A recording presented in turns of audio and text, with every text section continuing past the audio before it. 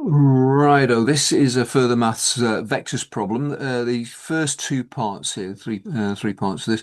The first two parts are to do with perpendicularity.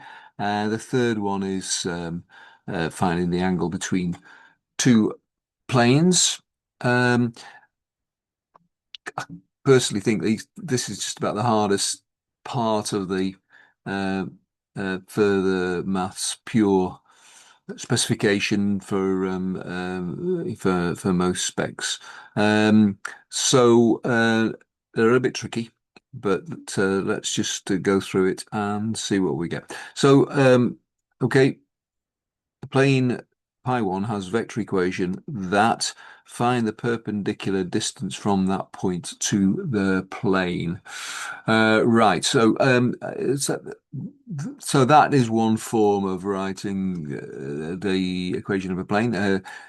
It's equivalent to that. I mean, this is a dot product here. So if this R is vector X, Y, Z, then obviously that times that's going to give us that.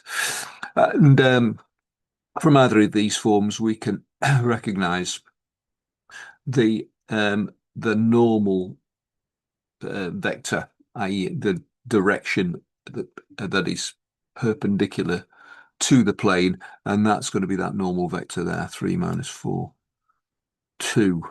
And we want the perpendicular distance from that point to the plane. Now, there is a formula for this. You might want to remember this, but um, once I've worked through this question, then what I'll do is I'm going to come back to this part A and actually work this through without using the formula, which then gives you an idea of how the formula is put together. And if you're feeling keen, you could perhaps use that in order to derive this formula for yourself, which might be a useful exercise should you wish to do that. Okay, so yeah, so that is the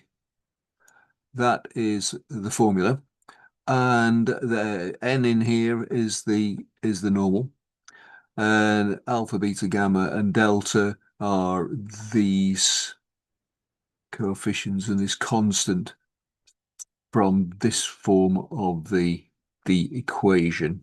All right, so you're going to simply just plug all those numbers in there. 3 times 6, that's that n1 alpha, n1 here, alpha there. That gives you 18. Likewise with that, with those two and that. All right, and divided by this sort of length here. Yep, so 3 squared plus minus 4 squared plus 2 squared. And we work all that out, and that gives us minus square root of 29. Okay, so that's kind of nice and straightforward if you can remember that formula. It actually is quite useful, I think, to actually see how that's worked through without the formula. It takes longer, but we'll have a look at that in a moment, as I said. Right, plane 2 has this vector equation where lambda and mu are scalar parameters. Right, okay, well, this is another form. This is a parametric form of of a plane, the equation of a plane. This is the Cartesian form. This is the parametric form. This was slightly confusing because what we actually need is we need a point and we need a scalar multiple twice of two different linearly independent vectors. Now, linearly independent just basically means they're not parallel. Um, and so that means that we can express any point in the plane. Now, in this case, the the the vector is like a starting point, isn't it? And then we're actually moving in some scalar of two directions, three lots of that direction vector plus two lots of that direction vector will take us somewhere else on the plane. But we need a starting point. The starting point, therefore, clearly with this one is 0, 0, 0. It's not stated in there, which could be slightly confusing, I think. So anyway, I've written that here. So that would be another statement of this in parametric form, the parameters being lambda and mu. So therefore, um, these are both two linearly independent vectors on pi 2. And if we want the direction vector, we take the cross product of any two vectors on the plane. That gives us a one that's perpendicular. So in order to find that dot product, if we form this uh, matrix here with the unit vectors on the top, and then we got these two vectors from here. And then we form the cross products by taking the determinants in turn. So this the x1 is, or the I vector is going to be the determinant of that matrix. Then minus the determinant of, well, this the matrix made by these two here. We're missing out the middle row. We miss out the row of the direction that we want, and then finally plus the determinant of this matrix here. Okay, so that's the method for the cross product. And when we multiply all that out, we get this. And that is -3 times that. Okay. So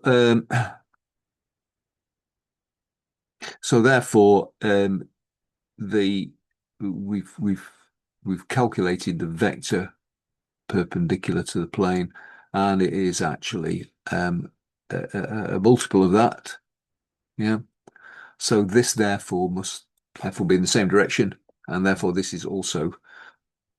one is also perpendicular. -1, -3, 1 is also perpendicular to the plane. Okay. All right. So I hope that's clear. And then the final part is show that the acute angle between the two planes, pi 1 and pi 2, is 52 degrees to the nearest degree. Yeah, well, this is the key fact here that unlocks that. The angle between two planes is equal to the angle between the normal vectors of the two planes. Right, okay. Draw that out for yourself, and it sort of becomes a little bit more obvious. So we've got these two vectors here, those being the two planes, the normal vectors to each of the two planes. We used that, didn't we, in part 1? This one came up in part 2, part B. And therefore, the angle between those vectors is this formula, which you should be familiar with. It's the dot product of these two vectors divided by the magnitude of that times magnitude of that. And that's going to give us all that. So that's the cosine of theta. And then theta, therefore, is going to be cos -1 of all that lot, which is going to be that, which is 52 degrees. To the nearest degree. Okay, so that is that. So I've used formulas in there, and we've used that formula. This is not quite a formula, is it? But it's a kind of a process, and then we've used this formula here in this question. Right, so now I did say I'm going to go over part A, and just to kind of do that, if you like, from first principles. So the distance from point to a plane, right? So we're going to obviously do it specifically for this example. So the plane has that equation, find the perpendicular distance. Yeah, okay. Right, well, I've drawn it out this time here. So this is the plane here written in this Cartesian form, and there's the point A, and if we just drop a perpendicular down to the plane, that is the distance that we want. Now, in order to find that distance, what we really want to do is we want to we want to find the equation of this line here, which is kind of okay because we know this direction vector here, and we know that point there. So we've got 2 points. So that's sufficient to kind of unlock the solution to that bit. So yeah, so the equation of the plane, it's sort of three different forms there. That's sort of like the one that they've given us here, isn't it? And that's equivalent to that, which is equivalent to that. Now that's a dot product there. So the line from the point A to the plane has this equation. So if we essentially, if we starting that point with some parameter times this direction vector here, then um, then that's what we've got. That is going to be this point here. Yeah, so XYZ equals starting point A plus t lots of the direction vector. Yeah.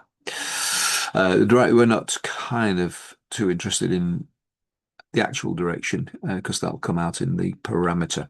So there we've got these equations here for that line in parametric form. Yeah. Now the point where the line meets the plane is given by, well, if we realize this x, y, z in the equation of our plane, that's kind of like simultaneous equations, isn't it? We're sort of bringing both those together, eliminating x, y, and z, and leaving us with t. So yeah, so it's going to be 3 times x minus 4. That's a 4 there, times y plus 2 from there, times z from there equals 5. Yeah. Okay, and work all that through. That it gives us, well, it's an equation in t equals -1. So if we then substitute that into this set of equations here, then or whichever form we want, then we can see that the point B is going to be this plus -1 lots of 3 minus 4 2. Oh, you can see from there actually that 3 minus 4 2 actually is going to take us in that direction. We're going back the other way with a parameter of -1.